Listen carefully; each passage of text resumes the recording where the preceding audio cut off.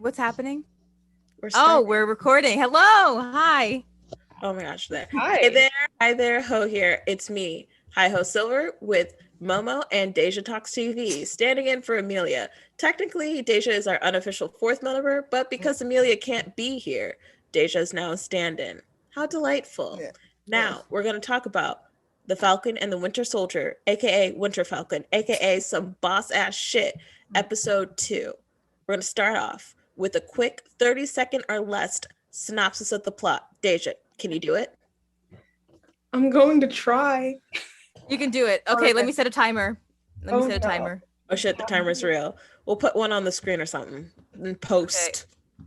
Okay. Fix it in post. Yeah. Are we ready? In 3, 2, 1, start. You know, the new guy's Cap. They don't like that. He's kind of a jerk. Sam and Bucky, they get in a little mission, a little assignment. They start to realize all the Flag Smashers very much super in the soldier. 15 seconds. What? So Sam and Bucky fight them. In the process, they end up encountering John Walker again. They hate that guy, but they decide they're going to keep doing it. They visit Isaiah Bradley, who plays the other Cap, and it's like black people. Time's up. You know what? I'm going to give that a B-. Yeah, it's fair. Yeah. I'm gonna be a little bit more rough here and give you a C. I'm very sorry, but we only got to act 1 in the recap. That's when all the important things happen. Okay, so let's talk about Act 1. Specifically, I want to talk about the very beginning of the episode. What in the Meghan Markle was that? I have a lot to say about the first 8 minutes. I need to say my piece because when he was revealed to have a black wife, I felt like that was a hate crime. I felt like that was an actual hate crime. I don't know what they were thinking. I know what they were thinking, but I just know there's going to be like so many people like, oh, he's not racist. He literally has a black wife. And I'll just be like, we come outside. We're going to fight. Because the hate crime to me was the black best friend. The part where they switched off, I was like, is this like a Shield like reintroducing moment? Because I literally thought that was Twilight Zone shit. I was like, oh yeah, he's just in the simulation. And then I realized, no, that's his actual factual wife and his actual factual friend. I was very upset about that. Like, I was like, I'm out. I'm not doing this. This poor girl is like deep in the sunken place because this man is bad news. Yeah. Like, it just like I looked at him and I'm just like, you are just very, very uncomfortable. Like, you as a person are uncomfortable. Yeah. I would not want to be in a room with you ever. Also, the commodification they showed, because first, literally one of the things, my first reactions when he walked outside was like, oh, they got merch already of the new Captain America. And then it was an HBCU marching band. And I was like, not y'all. Not y'all. The rage I felt. Not y'all. I was like, I wanted to bop with them so bad, but I was like, not this way. Not this way. Like, I'm a little confused. So does the rest of the world just be like, oh my god, yay, new Captain America, like, we love this? Like, are they just eating this shit up? I think so, because like Cap hasn't been active really, we presume, during the 5 years. He was just leading support groups, and then the world changes and you have Sam just being like, here you guys go, put this in a museum please. It's like, when the government tells you, hey, here's your new apple pie and football man to make you feel happy about us, like, I think they're just eating it up. Yeah. Like, the main thing that I find really confusing is, like, I think this Captain America, like, really proved it, where I was like, the second Captain America he came across more of, like, a world hero. This Captain America, I'm like, this is American propaganda. Yeah. Like Steve Rogers, I was like, nah, this motherfucker's for everybody. Like he's like probably what America wants to be seen as, even though he's anti-establishment and anti-government. But this one, I was just like, oh no, honey, this is just for Americans. This is isolationism all over again. John Walker is exactly what happens when you give a white man too much power. Like when you give him, they literally gave him the keys to the city, essentially. Like he can summon whatever government body he needs that's like convenient for him. And like literally that's why he has the audacity to just like order around Bucky and Sam. Because when he said we're kind of the government, the unbridled rage. This entire episode taught me two things. One, I have a higher capacity for rage than I thought. Two, I have never in my life thought that I would like see myself from a white man's perspective, because I was Bucky in that entire episode. Every single thing that came out of Bucky's mouth, I was like, we're the same. We're the same person. When he saw that on the TV, I was like, yep. When he said when Walker had the audacity to say, oh, I feel like me and Cap are brothers, I was like, how? Honestly, legitimately a little disappointed that Bucky didn't physically hurt them.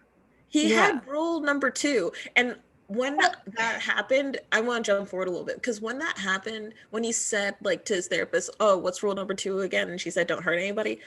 Part of me wanted to rewatch the episode, because I was like, did he actually hit anyone this episode? Or did he just play defense? I think he mostly played defense. And yeah, because I mean, even taking the shots, like I don't think he ever pulled a weapon.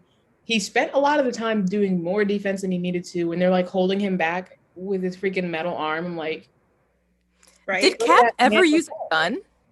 Cap did not use a gun, and it pissed me off when John Walker pulled one out. I was like, you are a maniac. No, but the thing about it is when you watch this episode, because I know they're trying to pull the parallels, because he's like, oh, I just want to get out there and like do whatever, but you know, he's like, this is part of the job. And that was exactly in the first Captain America, where he's just like a USO prop boy.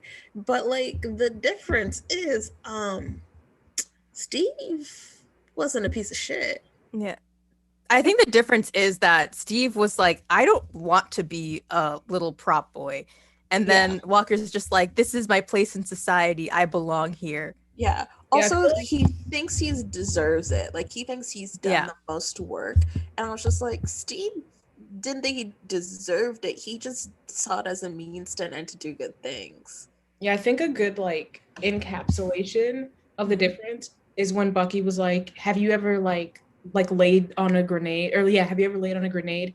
And he was like, yeah, multiple times. And he was like, you know, with the helmet, it's like a whole thing that I do. It's like, that is the perfect encapsulation of the difference between you and Steve. Yep. Steve got on the grenade, not knowing if it was active, with his full body, not having any protection, just because it mattered to him. And John Walker thinks he's the same because he does it with a prop helmet that will protect him. Like, I don't like that, man. Also, he thinks that like American military trumps Avengers. Because that's the level of arrogance that he has. Because I'm just like, what do you mean stay out of their way?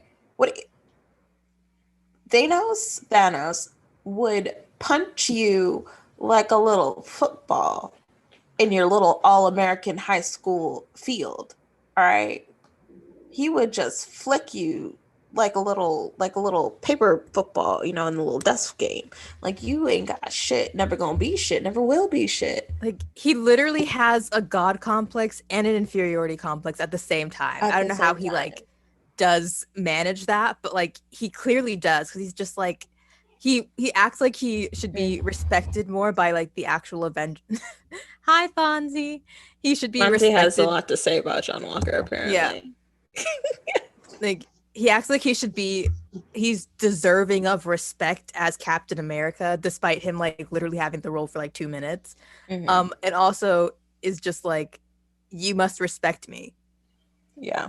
Because Yeah. why?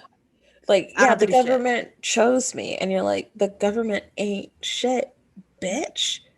Also, so that was like the straight at, like, that was a strong start.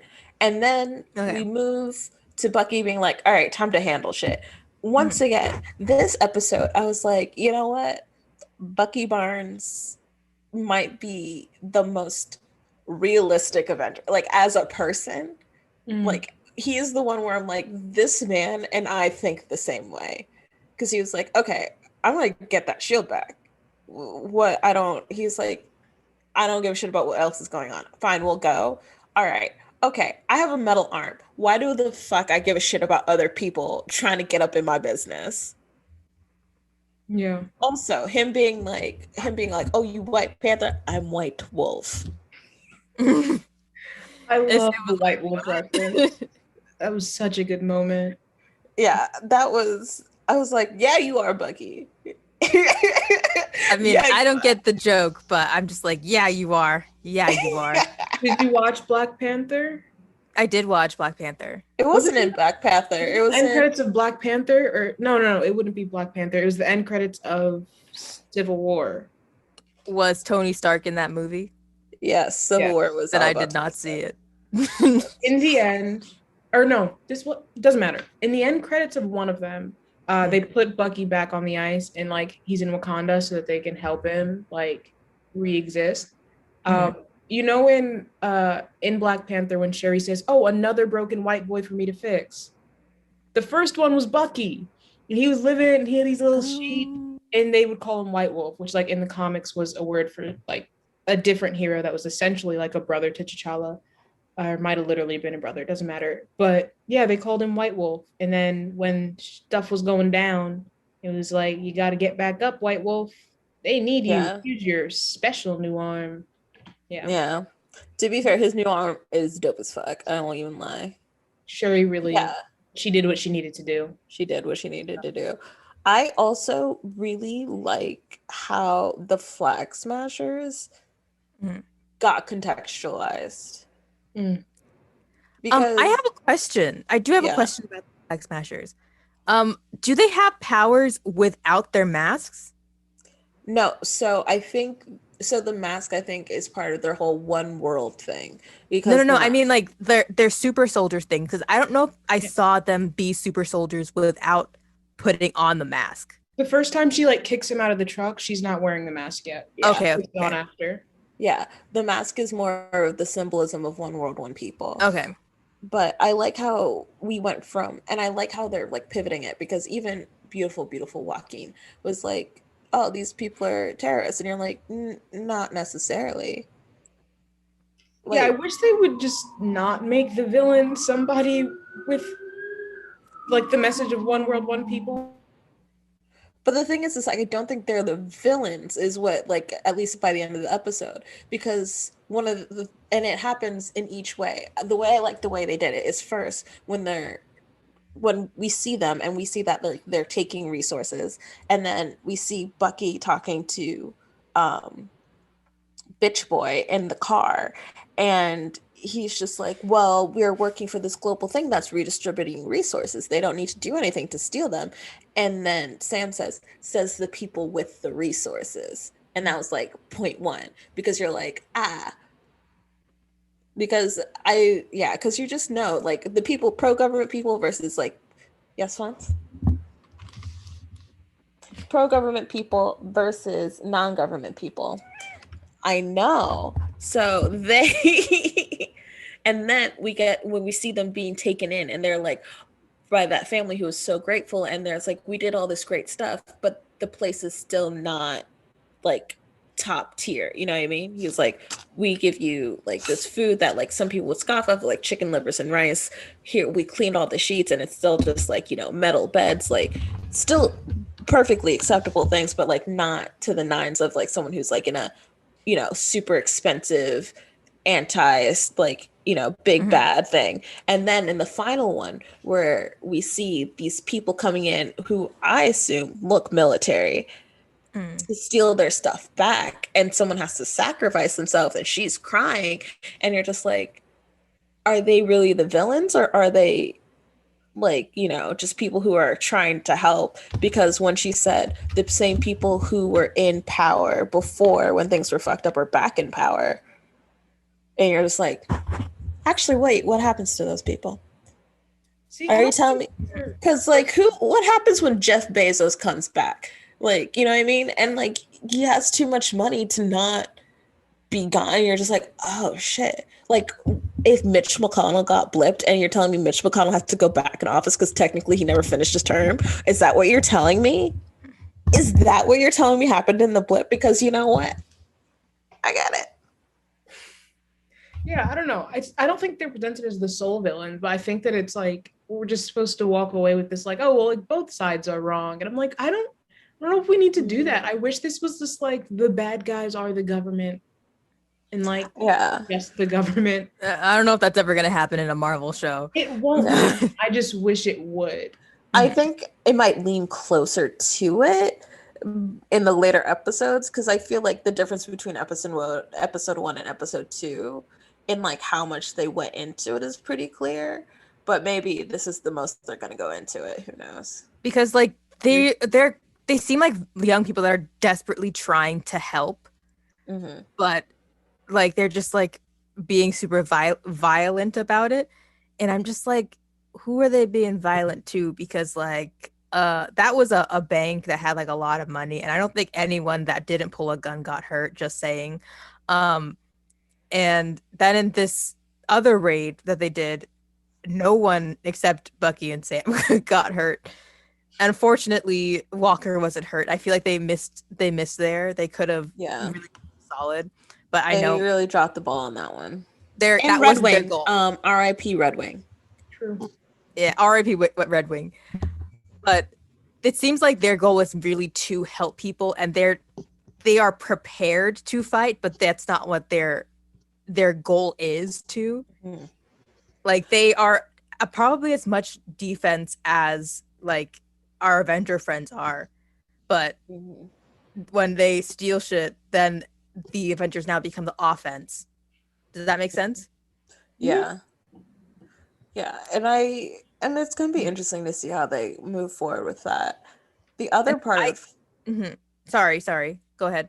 No, the other part of that, but first of all, that fight scene on the like Jean-Claude Van Damme semi trucks, very stressful.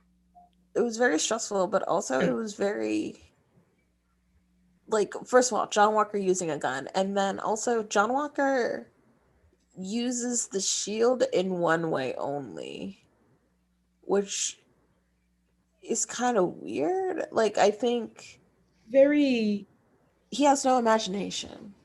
And also, I mean, Steve kicked the shield. I mean, after you see someone kick the shield and this guy just plays frisbee, like, okay, you're white, you play ultimate frisbee. I understand you wanted that to come through, but like, the only thing he did was to save his friend. And like, I feel like maybe that's going to be shown later. Like, maybe stupid ass name Battlestar is going to push him further, but I also don't want that plot. One of the things I've always really liked in the Winter Soldier is like it's in the Winter Soldier, and then in that one train station scene in Infinity War is the fluidity when Black Widow and Captain America are fighting together. Like, it is absolutely insane. And when Bucky caught the shield during that whole thing, I was like, oh, we're gonna get a really good fight scene with like Falcon and Bucky like both using the shield and like like in Civil War when Cap and Bucky were like using it against Tony. Oops. But that whole scene of them like throwing it between each other to fight, like I think that shit was beautiful. Like that for Falcon and Bucky. It's gonna be so good. That shit was beautiful. Also, I did like when I feel like him grabbing the shield was like, it was one of those times in my life where I think the world slowed down when it didn't, because his look when he grabbed it and gave it back. In my eye, I was like, I feel like I just watched a 5-minute monologue in that man's eyes. Because first of all, he was like, look how bad you are with this. I caught this like it was nothing. Second of all, I don't want to give it back to you. Third of all, you don't deserve it. Fourth of all, I hate you and your entire bloodline. Anyways, here. My therapist would be mad if I didn't. Yeah, that man can act with his eyes like nobody's business, and Sam is tired of it. Can we talk about the dynamic between Battlestar and Walker? I don't actually remember his friend's name. It starts with an L. There's a bunch of O's in his name. Why are they more like Tony and Rodney? Is that Rhodey? Than Sam and Steve? Because they're bootlickers. Like they have way more similarities. I'm sorry. It's true though. Okay, but that's like so true, because like when Battlestar's talking to John, he doesn't feel like his actual Franz, I'm petting you as we speak. He doesn't feel like his actual friend. He feels like his handler. Like that, like he gave me Tony Stark talking to Bruce Banner and Ultron vibes, like just egging him on, and maybe it's the writing, maybe it's something, but like I was just like, no, your friend's a piece of shit.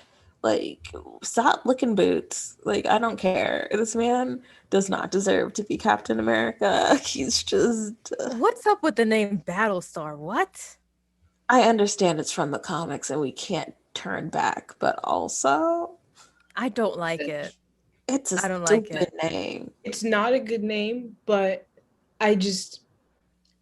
anyone that is government adjacent, whatever name they get is gonna be stupid.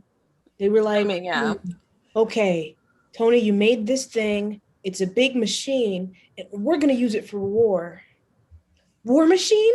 Oh God, they're so bad. Truly, truly. Yeah, it was a mess. I will say, Bucky getting out that car, them getting out the car, beautiful. Also, once again, my love for Bucky shown in this episode. Bucky had who gonna be there energy. Okay, I think we should probably move to the Isaiah portion of the episode. First of all, I cried. I did cry. I was like doing well, but Mr. Isaiah acted his little heart out, and I was just like, damn. Yeah, always down to take a moment to just stand Carl Lumbly, because we love. Yeah. Even though I knew that they were talking to a super soldier, when he threw that tin, I was like, oh my God. I didn't know. I was just like, oh.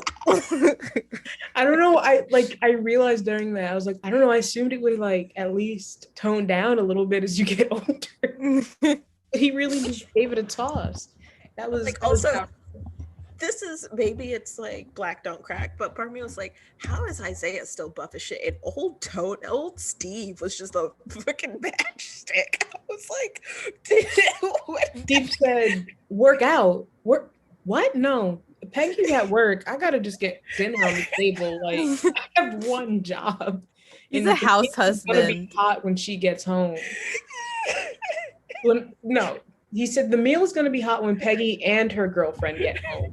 He knows his place. But truly, and like, also like just, I like, part of me was like, they did this in Baltimore, and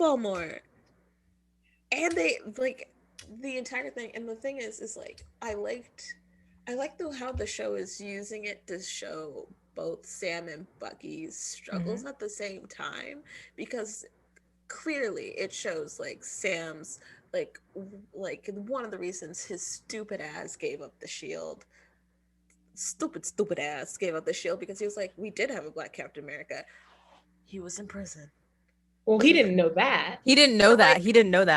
But he didn't know that, but like he saw it. He was like, as soon as he was like, that's what he was afraid of. That showed the audience what he was afraid of, why he didn't do it. do you want to be a black captain? It's like on TikTok, the way that people will comment under people of color's things and be like, "Oh my God, you're the black version of this. You're the Asian version of this." And like, I am a separate person, and it's like, can he? If he's the Black Captain America, he always will be less than Steve. He will never, to the world, be able to hold up to whatever standard they think Steve has. It's only the people who know Steve well who would also know that like Sam would be doing a good job, and the rest would hate him. Is that also? I think that's what they were also trying to point out with the little kid that was just like, oh, it's Black Falcon. Also, like among the fact that there's like whenever there's a black something a superhero, they're usually just black, like Black Manta, like Black Canary is like one of the few that's not. Yeah. Black Lightning. Yeah, because Scarlett Johansson's a woman of color. Yeah. It's just very rarely is there black and then black superhero and then they're not black. Yeah. And then so like that entire thing like kind of just like helps like people understand what Sam's fears were, because like not only would you not be accepted, but he would be actively harmed. He said it before. He's like, when we try to steal the shield, we were on the run for 2 years. Like he has these thoughts in his head. Should he have maybe given it to anybody else? Yes, but we understand why he didn't take it. And then for Bucky, Bucky's just like, yeah, this is what happens to us. But he hasn't been able to age. He's like, yeah, the only reason he's not in prison is because he was friends with Steve. It's the only reason. And of course, the line of, if he was wrong about you, he was wrong about me. That hit. That shit. Like, I need you to be everything Steve thought you would be, because if you're not, then I'm not either. And put me back on the ice. Like, one sentence, but it was like, oh, that's what's happening in your head. Okay. Yeah. Somebody gonna give you a hug? Because I think they should. Yeah. No, and like the thing is like I feel like one of the things that I find really beautiful is how they're like treating how they treat veterans, like how like America treats veterans, because like Bucky's therapist is not really helping him move forward with his personal life. Like him making amends, like half the people on that list are Hydra agents. So like, why the fuck? Like, hey, sorry, guys. She's like, please text Sam back.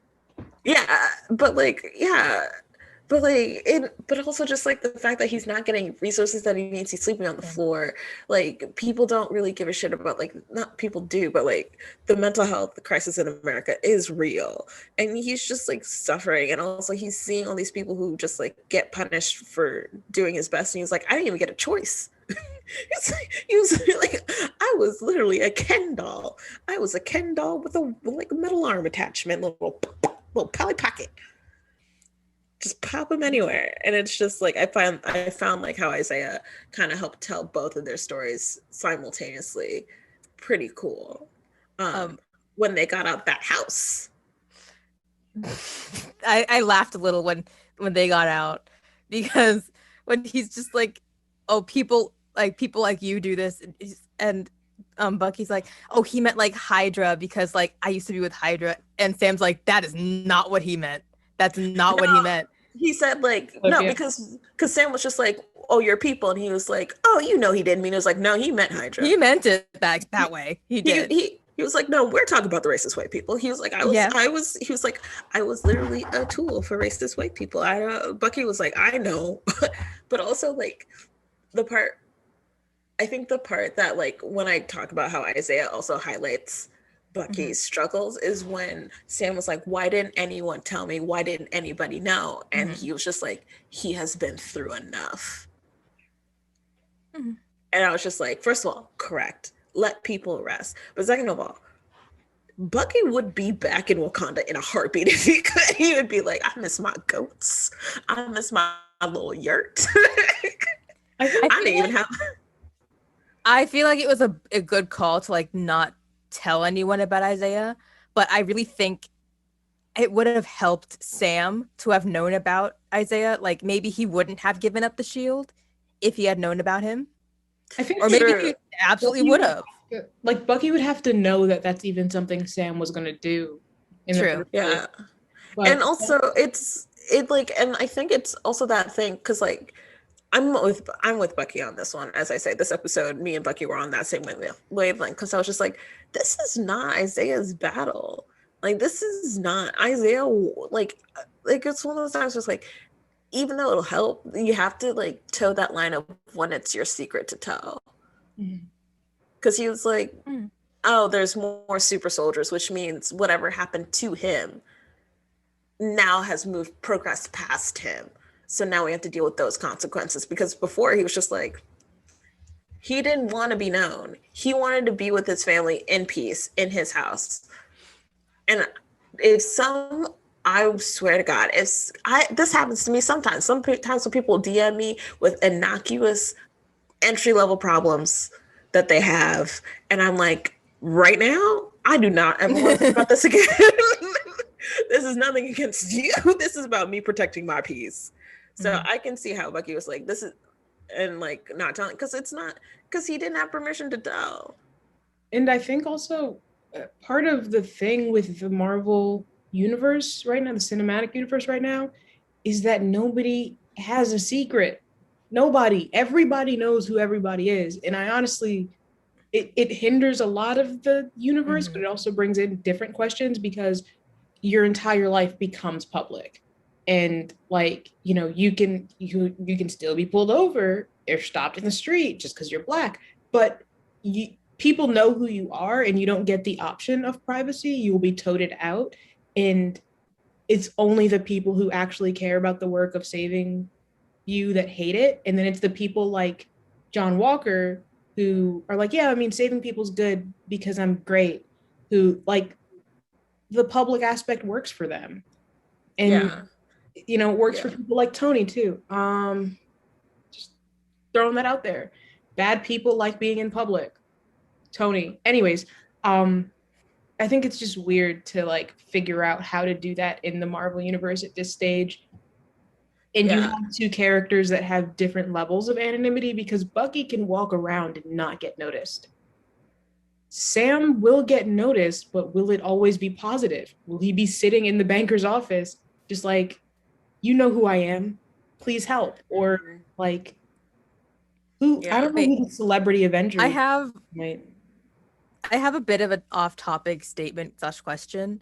Why didn't your time for your off-topic question? Why didn't Tony do like anyone a solid, like, and like just even trademark their names, because they could have at least earned money that way?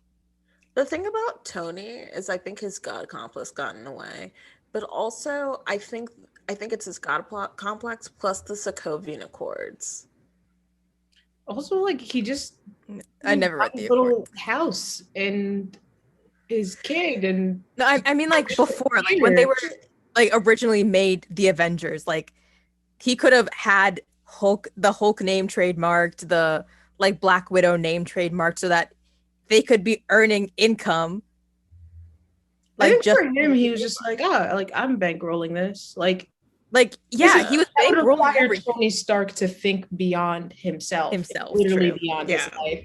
And then by the time we get closer to like the end for him, like again, he's just living in a little house. Actually, can we talk about that? This motherfucker survives the blip, and doesn't use his billions of dollars to assist during the blip. He just fucks up to a cabin. And that was so sounds like Tony. That freaking Black Widow couldn't even get her hair done for 5 years. Could not. And he went and got a house. Messed up. Built his wife a suit of her own for fun. I hate that man. Anyways. Yeah, and the other thing about not talking about Isaiah Bradley, I'm glad he did it, because I think Bucky knows better than anybody. No one can keep it. You're right. No one can keep a damn secret, and there's Hydra everywhere. He was like, if I say something, somebody somewhere is going to hear something, and then it's just going to get out of control. No one knows peace. It's true. It's true. No one knows peace. Hand on the holster, very accurate. to squad car response, very accurate. It was just a very well done moment of Black people getting their shit rocked for just existing. And then Bucky gets arrested because he skips on parole. Yes. And then I also hated the fact that John Walker, when he rolls in, was like, he doesn't need therapy anymore. Have you met Bucky Barnes? This man, the closest he got to peace before Wakanda was when he tried to pick up some plums. That's the closest he got to peace. And how did that end? John Walker is also the same person that's like, Cap was like a brother to me. Shut the fuck up. No, he wasn't. No, he wasn't. Even in the interview when they were like, did you know Cap? And he's like, I mean, I've followed his career really closely. And like, I don't know, I'm kind of modeling everything I do after him. It's like, shut up, bro. Then like, disappear for 5 years. Disappear for 5 years. Just go off the They're going to put you in cryo sleep just to make sure you're ready. We need you on ice. Like, I wouldn't be surprised if he's like, I take ice cold showers every day just to simulate the cryo sleep. Oh my god. He's like, I just like have this bucket of ice and I rig it and then I crash my bike till the ice. It's a kiddie pool, so I just pop a sick wheelie and then I fall into this kiddie pool filled with ice. Yeah. John Walker's ultimate plan. Mm-hmm. No, okay, we have to say it. This episode was a little gay. This was the most aggressively I've ever been queer baited in my entire life. That was aggressive queer baiting. The only reason why I'm like, it's just because Sam Wilson seems so damn straight to me. And it's because that's it. That's the thing. Because of Anthony Mackie, that he's like this. But Bucky, please. Tiger photos on the dating apps. What does that mean? Because that was a trend on Grindr, Bucky. What are you talking about, Bucky? Bucky is bi. That is absolutely. Bucky is bi, and he also does not date white people. The one exception was Steve. The only one. And Steve went back to the past, and then he was like, all right, then the white people are in my past. Truly, especially, my thought when we were up in Baltimore for the first 5 seconds, I was like, Bucky truly does not talk to anyone other than like people of color. I was like, Bucky really just is done with hanging out with white people. I get it. If you're in Hydra for so long, he's just like, I can't do this no more. He went from Hydra to Wakanda and he was like, first of all, this food is amazing. Second of all, turn the fucking music up. Third of all, I don't deserve to be here, but now that I am here, I am the last white person who should be here. Like please, no more. Lock the doors. I'll help you. All right. He is. Listen, my family. Like I am an immigrant's child. I literally have one. There's always one white man. There's only been one white man that I've seen in my family gatherings, and he's in the full like traditional clothing with his plate of food in the corner eating and just like having fun, like bobbing his head. That's Bucky. Bucky is the one white man that married into the African family. And I just had a mental picture of him in a dashiki. just like eating his jollof rice, just like living his truest life. And like I love that for him, truly. But him in that, it was a little gay. I can't tell if it's queer baiting or if they're trying to like do that like homoerotic thing where they play up how uncomfortable they are with each other by making them physically close, because Sam is so straight. I think that's what they're doing. Also, Momo, just because I'm not sure if you've seen it, I'm just sending you a picture of Bucky as White Wolf, so you can also see wearing thank you clothes too. Yeah, he is. He truly. His hair was long, carefree. I do have like a thing to say about like the queer baity scenes, like the rolling around in the field thing, and then like the like legs locked therapy thing. Like I first of all, I'm terrible at like reading attraction in general. So I was just like, I don't get it. But then I realized like I had to put myself out of the situation, and I'm just like, if even one of them was a girl, people would this would edit would be like fucking everywhere. People would be like, oh my god, they're like so in love. They're clearly so in love. And I'd be like, are they though? Like, have you That's the thing, is like that's why I like hesitate to call things queer baiting, because it's like if the only reason it would seem romantic is if it like seems heterosexual, that's not totally yeah. queer bait. Because like I think, you know, hi ho, you just make a good point of like they want to show like their discomfort through how close they are. Yeah. And if Sam wasn't so violently straight, you know, more questions could be asked. But it's like, I don't think, oh, if this was heterosexual, people would think it's a couple. When a man and a woman breathe in the same room, people think that they're about to fall in love. Like, that's not a good marker for it. Yeah. Whenever there's tension, people decide they're in love. Whenever there's bickering, people decide it's banter. So of course the pair would see. And we see it through the entire episode of them being like, because maybe I'm the only one who saw it, but like their timing was great, but it was still off. Yeah. Like there was like when like Sam snuck up behind Bucky, when he brought up a sore spot, when they were in the carrier and they like awkwardly like for no reason, or just like, and like some of their banter like felt clunky, but in the way that it makes sense that they're not friends. They are not friends yet. Like when people were complaining about like how the first episode they didn't meet each other, I was like, why would they hang out? Steve was the only reason they hung out, and that motherfucker left to go get laid. Oh my gosh, I just realized this. They have the worst kind of like friendship dynamic. It's friends by association. Yeah. Where you're like not friends with each other, but you're friends with one person in common. And it's the most awkward friendship dynamic until like the two develop a relationship together. And that's what we're watching. Yeah. It's super awkward, but there are always great moments. Like I really, really loved the wizards, aliens, and androids type like discussion, because first of all, it's hilarious because it's true. And I also like the fact that it wasn't any of those three. Yeah. Also, with that clip, when I first saw that shared online, I was like, it doesn't look like very fun. Like, it just sent that clip before the show. And I'm like, you know, without the contextualizing, it kind of seems a little just awkward and like offbeat. And then you watch it in the show and you're like, oh, good, because they're being awkward and offbeat. And like they have been up until this moment. And it's not just a very uncomfortable scene of them talking about the big three that doesn't seem to matter at all. Like they made it work much better in the episode. To me, I thought it made sense because before that I only seen like clips of Anthony Mackie and Sebastian Stan talking, and I'm just like, oh, so they're just talking, but like in costume. It was very them in costume. Yeah. I was like, is this going to be Sam and Bucky? So I didn't read it as awkward at all. It felt like hyper realistic.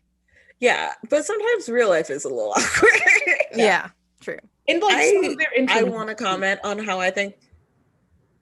Yeah, I want to comment on how I think their personalities are. I feel like Anthony Mackie is toned down to play the Falcon, and Sebastian Stan is toned up to play Bucky from interviews. Like, I feel like they truly met in the middle in that one.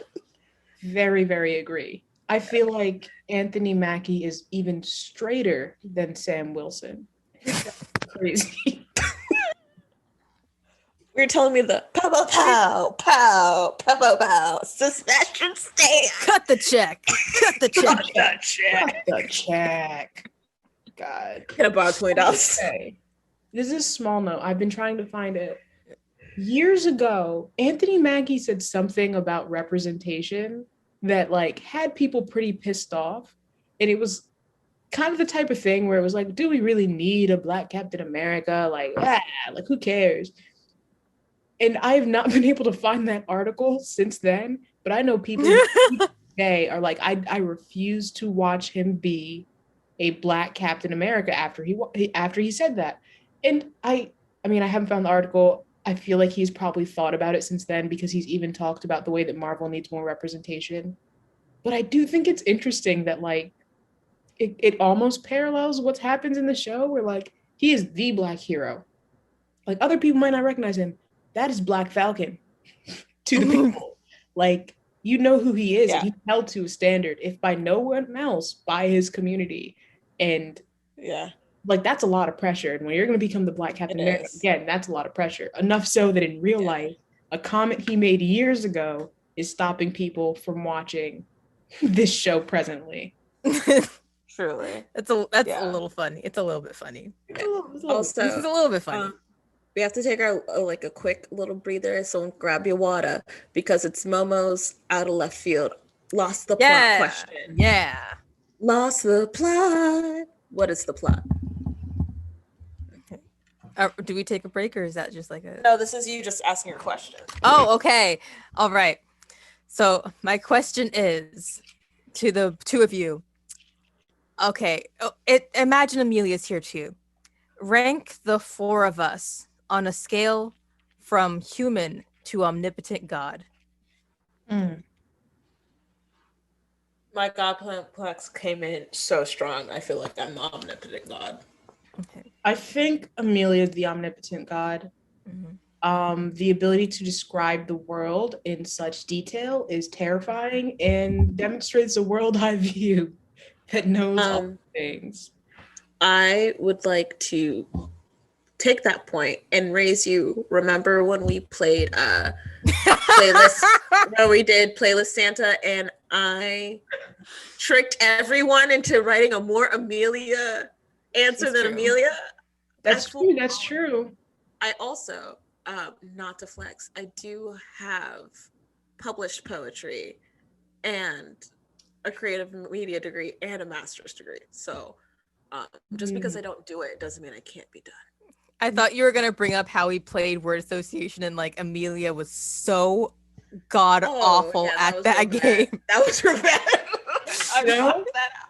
I'm still going to put Amelia as second, but Amelia, if you're watching this, we still love you, but love like you so much. You are so bad at that game. You know, you so much. I think you're just less than me in this thing. Amelia's great, but just less than me in this one time. Okay. I think it's gonna go Parker, Amelia, me, and then Momo is the most because you know in Infinity War when I don't know. I've never seen that movie. Okay, everyone's fighting Thanos. Half of them are gods or have some powers. And then Thanos is like there, like he touches down. And Captain America is literally holding his like finger. She's like, I'm gonna fight you if it's the last thing I do. That's you. Like carrying your human rage into a battle of gods and being like, let's go. I will fight to the death. Like, yeah, you're like so human, it's admirable. Yes, actually. Especially and you want to know the gag is that's the exact order I had. It's the exact order I had. I said I'm human, then like Deja, then Amelia, and then absolutely Hi-Ho is the omnipotent God.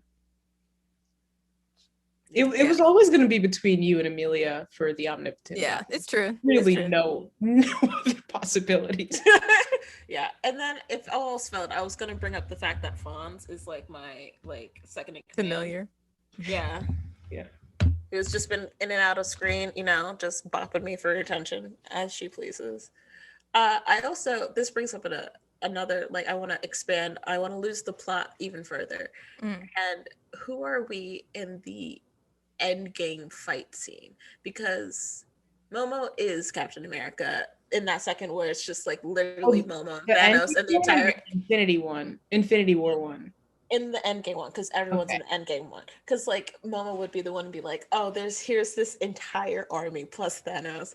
My shield's broken, but I have enough rage where I'm gonna fuck shit up anyway. that was like, yeah, that makes sense. I think I'm Spider-Man. I'm not totally sure what's going on, but I'm down with the cause. You want me to go get that big thing? I'll go get that big thing. Also, you would just be wowed by hot women doing whatever they were doing. Yes. That's how I spend most of my life. That's fair. That's honestly, the amount of times I've just been on TikTok lately and I've just been like, I gay. Gay. Why are you gay? I'm just gay. Why not? I think I'm just gonna say maybe part of it is my depression and unmedicated ADHD, but I feel like I would be Wanda in the game because I would just be like, how dare you ruin my day? I will murder you. And then fuck off to some random town and disassociate for 2 weeks. Like it. Interestingly, I would say Amelia would be Falcon. Just because I can imagine her flying around. That's fair. Maybe Valkyrie with the Pegasus? I do see that. There it is. I do see that. There it is. That clicks. She's got to be flying. She's not on the ground. I don't see Amelia running if flying. I don't see that happening. I agree. I don't see that happening. It's the way. Yeah. Definitely not. I do see her on a Pegasus. A Pegasus. You said Peggle, and I was just like a flying beagle? Is that what you're trying to say? I don't know what my tongue did there, but it's definitely Pegasus. That's fair. All right. The plot. It's not like I teach English for a living or anything. It's totally fine. We lost the plot, and now it's time to find it. Back to the last bits. Okay. Of the Falcon and Winter Soldier episode, or as I call it, Winter Falcon, because that is a long ass name. I agree. I think the ending of the episode really did set up Walker to be, at least, he is an antagonist. I think he's gonna slide closer and closer to the villain scale as the series goes on. Because him being like wingman to James Buchanan Barnes and Sam Black Falcon Wilson. Yeah, I mean, if nothing else, like he is the embodiment of both of their personal struggles. Like no matter what. He's in the center of our villain column. He could like just disappear to a government base, and I'll still hope that Bucky just breaks in just to fight him. That's what I want, no matter what. Yeah. It's also so strange to me how people perceive Bucky. Because part of me is like, and also, I want to know how Bucky perceives time, because he was frozen in and out. But like his missions weren't like 3 hours at a time, right? Like he'd probably be like weeks or months, like some missions would have to be for stealth reasons. So like, how does Bucky see time? Like he's 106, technically. His body's like 33, but like his awake time, where is he at? I think he probably processes a lot of what happened as like almost vivid dreams, because he doesn't know the details of everything. I think he does. He remembers all of them. Right, but he doesn't know the details of all the things like that he did. Like he doesn't necessarily know exactly who he killed unless some of the missions were more, sometimes it would just be like kill this person and like right. So I don't think he even has a full grip on like the extent or like who exactly were all the victims. Like he knows the big thing, so there had to have been. Because like, I thought he told Steve that he remembered them all. Maybe he remembers killing them, but I don't think he knows about like who they all are. Oh, like the backstories of why he did everything he did. Right. Yeah. Like he was just kind of sicked on people, and I'm guessing unless it was like you said, those cases where stealth and all that stuff, he's out for longer. Like I think a lot of times it's just kind of like go get them, and then other times go do this for the next number of months so that we can get all these people. Yeah, but the reason is I'm just like, these people like wingmen. Like part of me is like, you think of Bucky as Steve's wingman? He was Winter Soldier for like 70 years. and you're calling him a wingman. And then also, Falcon was Falcon before he met Steve. Mm. And you're just like, he's a wingman? He was Falcon before he met Steve. He had the suit ready. He was like, actually, I can bring my suit. I can help you. I got a suit. Why Like, did he? Why because was he? he's like Captain America, main character, Falcon sidekick. Yeah. I guarantee you, he does not think of his friend as like his equal. He's just like, oh no, you're my sidekick. With a name like Battlestar, the fact that he already had the name Battlestar, you know he was a sidekick. Yeah.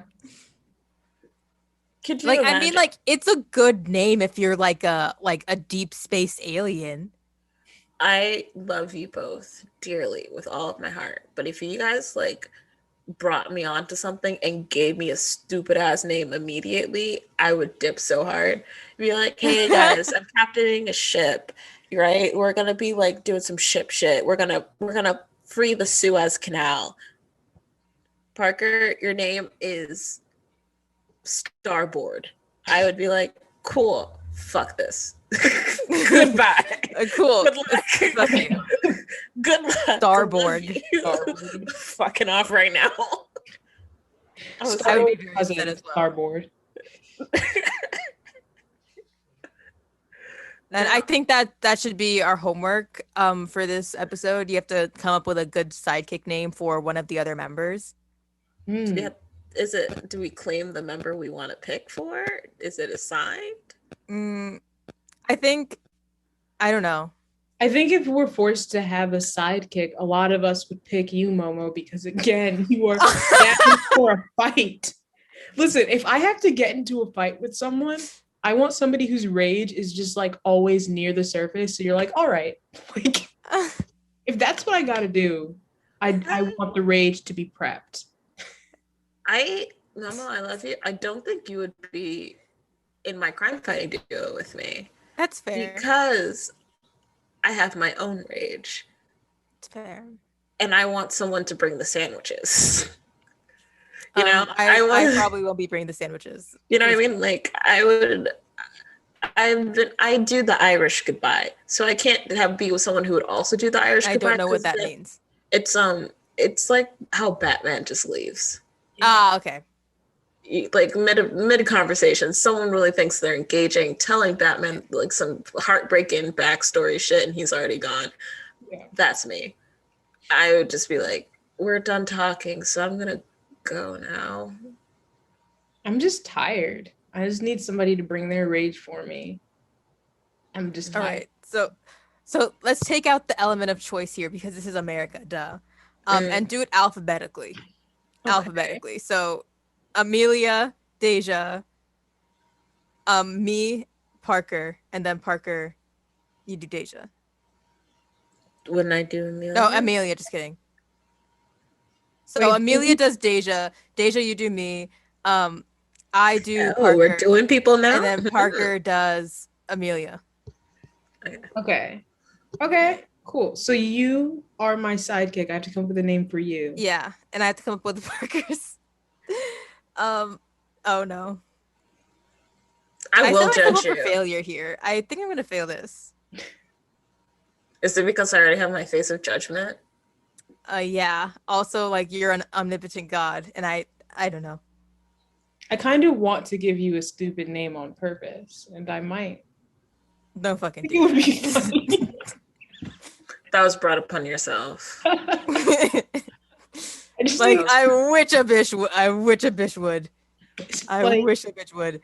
Don't do that. Like my star-spangled pal. Oh, do we have the theme of like a Captain America side? That's not the theme. That is not, in fact, the theme. I just decided. What else? You could be like the battle bestie.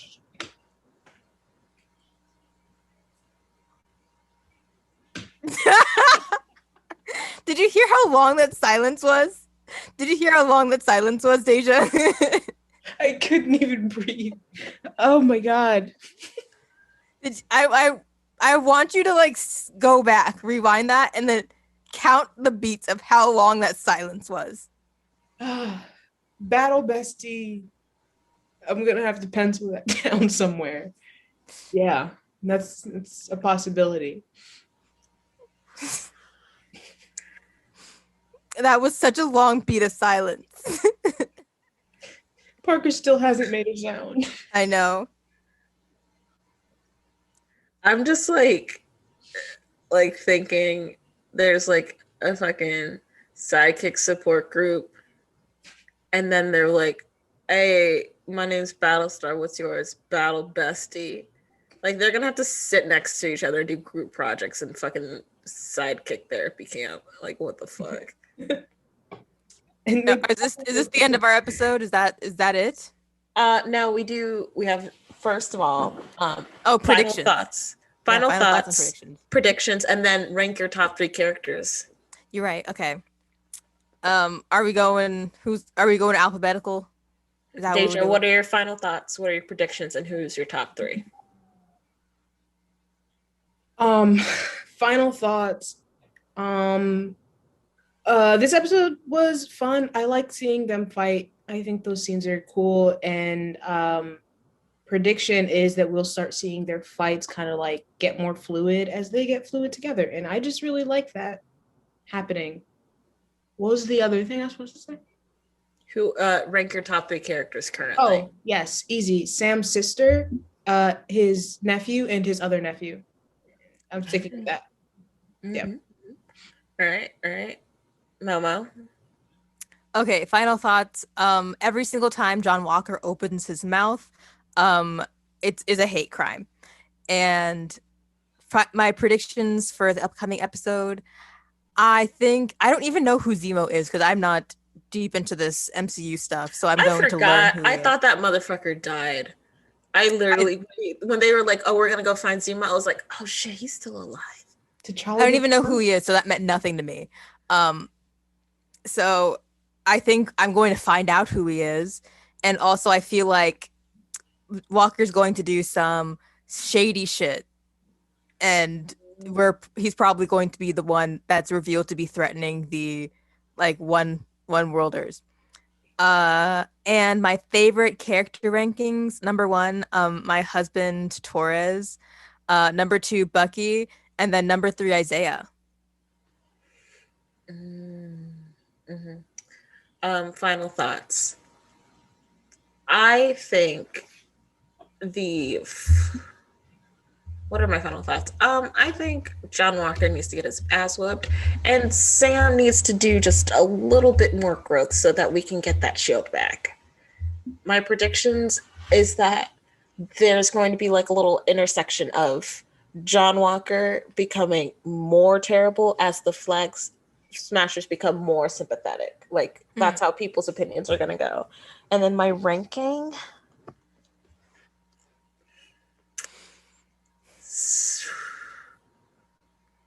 Sam's sister, Bucky, that one Flag Smasher who died. For the peeps. I cried over that man. I didn't even know his name. I like how we're still all a little bit mad at Sam. Sam has a lot, when I say a lot of work to do. He is one of those things where he is literally that like annoying cousin that you don't like, but you have to take with you anyway.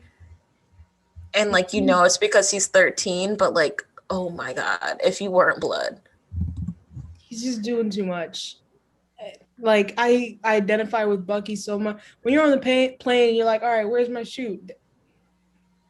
Do I look like Steve Rogers jumping out just because I can? No, where is my chute? Like, where? I didn't even leave the plane. I'd say land it over there. Like, Bucky jumping out and then Falcon sending his little robot to LOL about it. Oh my God. I would beat the crap out of him. The fact that Falcon just went world star. Like, oh, he's doing too much. Honestly, I want Bucky to backhand somebody. I don't know who. I don't care who when. Fonzie, do you have any final thoughts?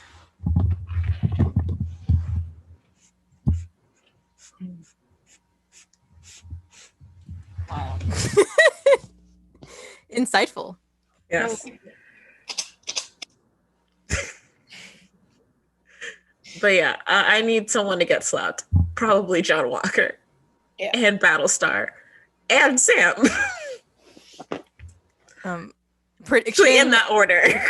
prediction for the super sidekick names that we will be revealing at the beginning of next episode. I think Deja's going to have the best one. And Deja, my one that Deja's going to come up with, and the one that I'm going to come up with for Parker's is going to be in competition for the worst. But also, Deja, I will block you on all forms of social media, and I will delete your number if you give me a purposefully terrible sidekick name. I'm not joking. That is a promise. That ain't not a single. That was. I'm not joking. You know, I have one that's terrible that I just came up with, and I literally I'm trying just not to laugh so that I can say the funky fighter. Fuck you. You got jokes, huh? You got jokes? You got jokes? Maybe a couple. Anywho, thank you all for. Oh my God, Fonz, what? Are you all right? Let's just attacked a piece of string and fell off the chair. Oh, As you should. You'll get. you all right, bud? You all right? Good points. Okay. Yeah. Anyway, As always, super insightful, Fonzie. Yeah. yes. Okay. Thank you all for coming. See you next week at the Blerd Roundtable. And if we leave anything, just know Momo doesn't give threats, promises as strong as a 2-year Verizon contract. 2 years.